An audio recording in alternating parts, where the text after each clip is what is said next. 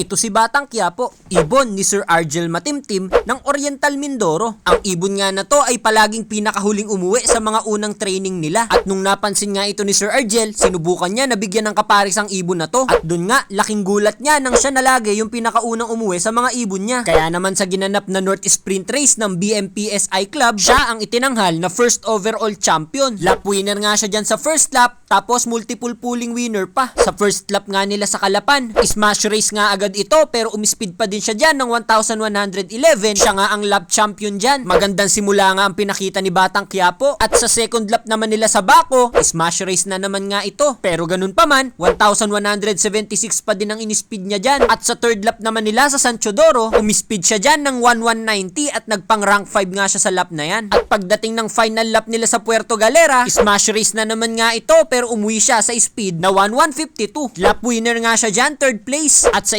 sprint race na yan, siya ang itinanghal na first overall champion. Nag-second overall champion din siya sa 4 laps fun race nila. At multiple pulling winner pa. Ganyan nga kahusay at kabilis ang ibon na to. At yan nga ang istorya ni Batang Quiapo. Ang ibon na lumabas ang bilis nung binigyan ng kapares. First overall champion sa sprint race, second overall champion sa fun race, at multiple pulling winner pa.